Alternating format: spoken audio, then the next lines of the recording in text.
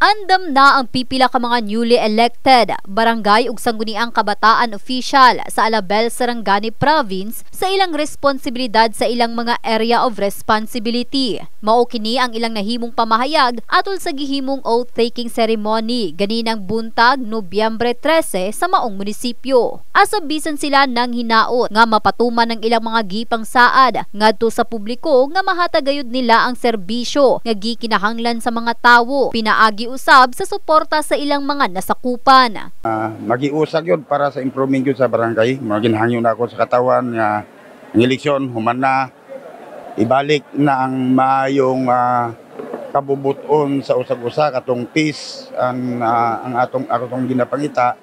Kasuwagan yun sa barangay Tukawal. Nga official na jud ko, great opportunity gid kaayo siya para sa kuha. So labi na pag sa pag-eskwela dako pud siyang tabang. Ginaasahan nila sa mua karon which is ang ay balik jud ang scholar ni SK sa mua kay for 4 years wala jud may experience about sa SK karon ginag-focus mi karon sa education and also sa mental health and ang taga-Natalangkas nga maglisod sila adjust mag-abot din sa city.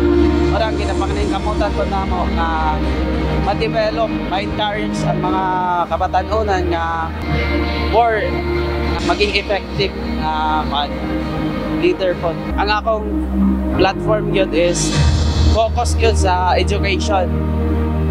Kay gamay lang kayo nga percentage nga makahuman yun o college. Ay layo gid kayo. Kahibaluan nga usa kini sa importanteng aktibidad nga human sa piniliay ang formal usab nga pagpanumpa nila sa publiko ug basbas gikan sa ilang alkalde. Kanang words nga serbisyo no para sa ilang katawhan diya sa barangay. No, at least dinhi gitagan naton ani nga activity or preparation para it will start no na under the leadership na kami sa munisipyo nga mo ni ang challenge para sa ilaha, padulong sila dito sa barangay nga makahatag sila maayong serbisyo para sa ilahang mga taga-barangay. Maong mensahe usab ni Mayor Vic Paul Salarda ngadto kanila nga gamiton nila ang ilang posisyon sa ikabenepisyo sa kadaghanan. Ingon man ang paggamit sa budget sa maayong pamaagi aron nga mamintina ang dakong pagsalig sa katawhan kanila. Sa barangay is ma-reach out yun nila para sa tao. No, kay basig limited lang ang para sa tao.